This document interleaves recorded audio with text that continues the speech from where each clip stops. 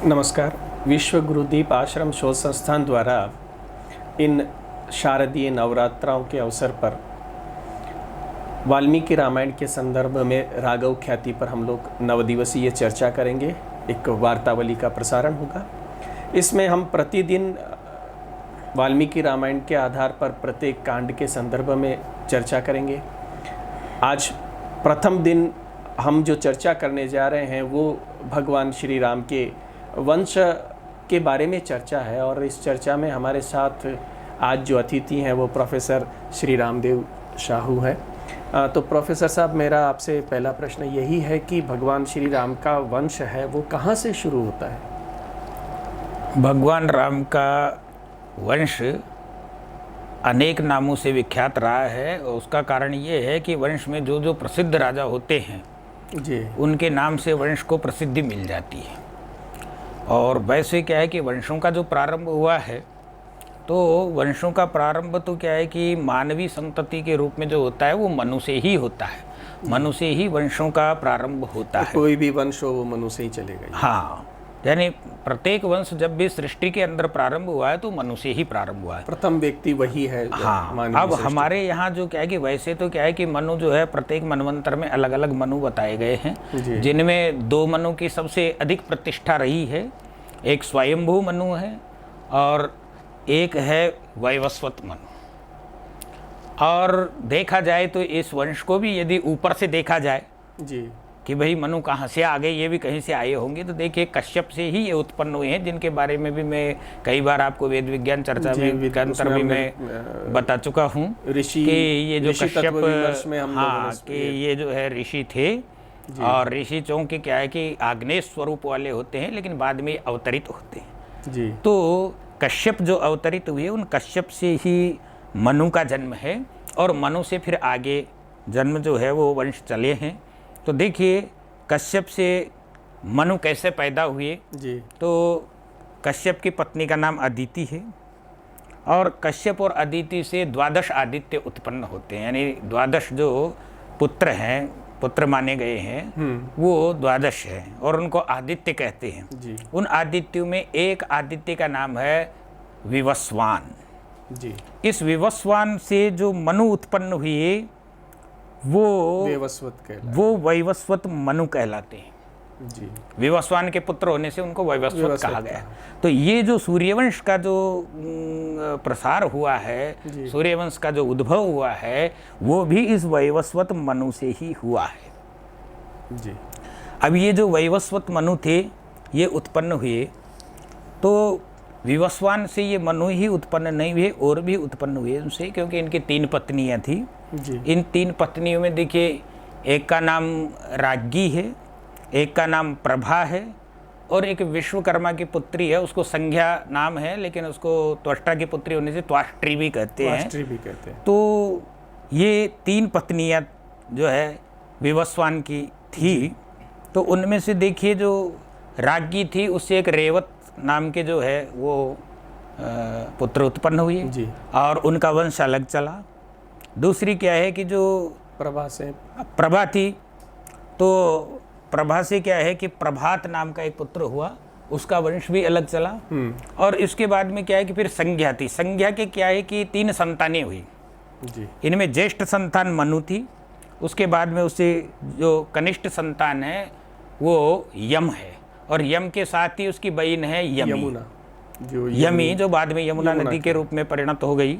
तो ये यम और यमी तो जुड़वा संतान थे और मनु अलग थे। और मनु क्या है कि ज्येष्ठ संतान थे जी। तो ये जो ज्येष्ठ संतान थे मनु, उनसे ये वंश निकला है। और इनके बाद में भी क्या है कि छाया पुत्र शनैश्चर भी क्या है कि वो मनु के ही पुत्र हैं, वो विवस्वान के ही पुत्र हैं, है ना। और दूसरी बात क्या है कि अश्विनी कुमार भी क्या है कि इन विवस्वान के ही पुत्र हैं और ये संज्ञा के ही पुत्र हैं। संज्ञा का वंश थोड़ा बड़ा रहा। हाँ, संज्ञा के पुत्र इसलिए हैं क्योंकि संज्ञा क्या है कि किसी कारणवश सूर्य के तेज को सहन करने में असमर्थ थी विवस्वान के को। तो इसलिए क्या है कि उसने अपनी एक छाया जो है वो छोड़ दी। अच्छा। और छाया का तात्पर्य क्या है कि अपनी जो परछाई है उससे नहीं है, छाया का तात्पर्य जैसे आजकल क्लोन से दूसरी जो है वो पैदा कर दी जाती है, वही विधि एक तरीके से उस समय थी। इसलिए क्या है कि उसने क्या है कि अपने स्वरूप को दूसरे स्वरूप में परिवर्तित करके छोड़ दिया और वो स्वयं क्या है कि चली गई जी। तो क्या है कि वो जो वहाँ जो दूसरी जो छाया थी जिसको छाया कहा गया है पुराणों के अंदर, उससे क्या है कि शनैश्चर उत्पन्न हुई। और दूसरी बात क्या है कि वो जो चली गई तो उसको ढूंढते हुए बाद में क्या है, क्योंकि सूर्य जो है वो जब पता चला उनको, शनि और जब बाकी जो पुत्र थे तो उन पुत्रों में जब क्या है कि भेद दिखने लगा तो पता लगा, तब उसने अपने पिता से कहा। अब पिता ने क्या है कि महसूस किया कि ये इस प्रकार का हो रहा है, तो वो क्या है कि उसने सोचा कि भाई अपने पिता के घर जा सकते हैं। जब असलियत सामने आ गई और जब उसने भी स्वीकार कर लिया जो छाया थे उसने कि हाँ मैं वो नहीं हूँ, तो ऐसी स्थिति में क्या है कि वो विश्वकर्मा के पास गए जी और उसका पता किया। लेकिन अब वो क्या है कि भयभीत थी, इसलिए उसने क्या है कि घोड़ी का रूप धारण करके और वो जंगल में निकल गई। अब सूर्य ने भी सोचा कि इसको कैसे लाया जाए, तो सूर्य ने भी क्या है कि अश्व का रूप धारण किया और क्या है कि उन दोनों ने वन में क्या है कि उसने पहचाना नहीं कि सूर्य ही है, उसने भी उसको घोड़ा ही समझा और उन दोनों ने क्या है कि समागम किया जी। तो समागम का तात्पर्य यहाँ पर केवल उससे नहीं है, उन दोनों ने क्या है कि अपना मुख जो है वो आपस में जो है वो ग्रहण किया एक दूसरे का, तो उसकी नासिका से क्या है कि अश्विनी कुमार उत्पन्न हुए। इसलिए उनका एक नाम नासत्यो भी है जिसको वेद में कहा गया है, द्विवचन में हमेशा प्रयुक्त हुआ है। तो ये दो हैं, ये भी जुड़वा है अश्विनी कुमार। तो ये इस तरह से क्या है कि जो विवस्वान का जो वंश है वो इस तरह से अलग अलग उनमें बटा है। अब मनु जो उत्पन्न हुए, उन मनु की संतानों में भी क्या है कि जो ज्येष्ठ संतान थी मनु की, उसका नाम था इल जी। और वो क्या है कि संतान नहीं होने के कारण उसने पुत्रेष्टि यज्ञ किया था। तो पुत्रेष्टि यज्ञ करने के कारण क्या है कि वो इल उत्पन्न हुआ। अब इल की भी क्या है कि एक बहुत बड़ी घटना है। वो घटना ये है कि पार्वती का जो पुत्र था स्कंद कार्तिकेय जहाँ उत्पन्न हुआ था, उस वन का नाम था श्रवण वन। श्रवण कहते हैं सरकंडे को, तो सरकंडों का जो वन था वो सरकंडे के पेड़ उसमें ज़्यादा थे और उसी में ही क्या है कि वो उत्पन्न हुए थे। तो उस वन के अंदर पार्वती ने क्या है कि एक श्राप दे रखा था जी। कि इस वन के अंदर जो प्रवेश करेगा वो स्त्री हो जाएगा। तो वो इल क्या है कि एक बार शिकार के लिए गया और उस वन में चले गए होंगे और वो क्या है कि उस वन में प्रवेश कर गया, इसलिए क्या है कि वो स्त्री बन गया जी। अब वो स्त्री बन गया तो उसके बाद में क्या है कि उसका बुध के साथ प्रेम हुआ और फिर बुध की संतानें चली। अच्छा। जैसे उसका पुत्र पुरुरवा हुआ, जिसका वर्णन महाकवि कालिदास ने क्या है कि विक्रमोर्वशीय नाटक में किया है। तो उर्वशी के साथ फिर पुरुरवा की संतानें हुई नहीं हुई, ये आगे क्या है कि वो उस वंश की बात है। बाकी क्या है कि अब पुत्रेष्टि यज्ञ तो हो गया, ये एक पुत्र उत्पन्न हो गया, लेकिन उसके बाद में फिर उसकी पत्नी से, मनु की जो पत्नी थी शत्रुपा जिसको कहा गया है, तो देखिए उसके क्या है कि फिर जो है 9 पुत्र और उत्पन्न हुए इल के अलावा, इल के अतिरिक्त। तो ये जो 9 पुत्र थे उनमें ज्येष्ठ था इक्ष्वाकु, और चूंकि क्या है कि इल तो स्त्री हो गया था इसलिए राज्य का अधिकारी रहा ही नहीं जी। तो राज्य का अधिकारी ज्येष्ठ पुत्र के नाते जो राज्य का अधिकारी था वो इक्ष्वाकु बना और इक्ष्वाकु से ही ये वंश चला, इसलिए क्या है कि इक्ष्वाकु वंश कहते हैं इसको कहते हैं। और भगवान वाल्मीकि ने भी क्या है कि जो है इसका स्मरण किया है इक्ष्वाकु वंश का। राम के संबंध में भी जो है उन्होंने इक्ष्वाकु वंश प्रभो रामो नाम जनै श्रुतः, ऐसा उन्होंने वाल्मीकि रामायण में जो है वो उल्लेख किया है इक्ष्वाकु का। कहीं पर राम के लिए वो रघुनंदन शब्द का भी प्रयोग करते हैं क्योंकि रघु अत्यंत प्रसिद्ध रहे हैं इस वंश के अंदर। तो इस वंश के अंदर अनेक राजा हुए।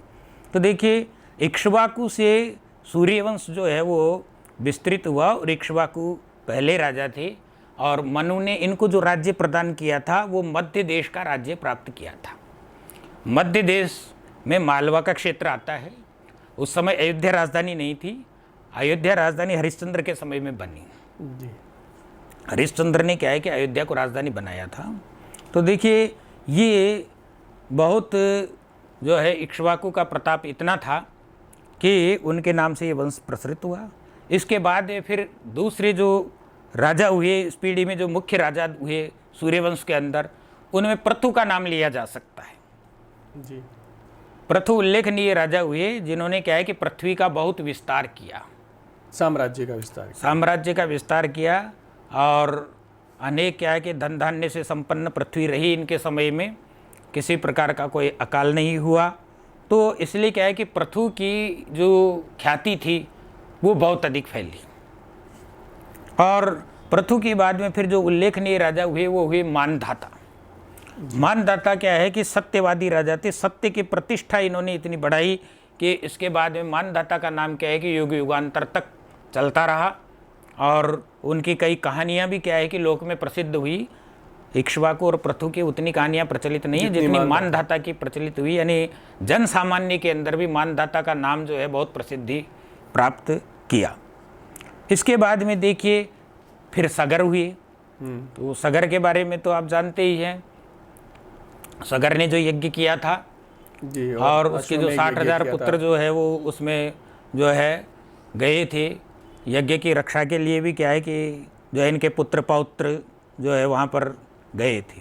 तो देखिए सगर के जो पुत्र हुए, तो सगर के पुत्रों में भी क्या है कि बहुत प्रसिद्ध राजा हुए, जैसे भगीरथ। ये इनकी आगे वाली पीढ़ी में जिनके लिए गंगा का अवतरण हुआ और जिन्होंने अपने 60,000 जो पुत्र जो भस्म कर दिए गए थे कपिल के द्वारा, तो उनका जो है उद्धार करने के लिए इन्होंने क्या है कि गंगा का अवतरण किया। और आज भी क्या है कि वो परम पावनी गंगा क्या है कि हम सबको पवित्र कर रही है और आज भी भागीरथी नाम से आज हमारे को मुक्ति प्रदान करने वाली है। हमारी संस्कृति में उसका बहुत महत्व है। तो ऐसे सूर्यवंशी राजा रहे। इनके बाद में भगीरथ के बाद में जो विशेष राजा हुए वो थे दिलीप। तो दिलीप की कहानी भी क्या है कि महाकवि कालिदास ने रघुवंश में प्रारंभ में द्वितीय सर्ग में ही जो है वो बड़े विस्तार पूर्वक जो है वर्णन किया है उसका।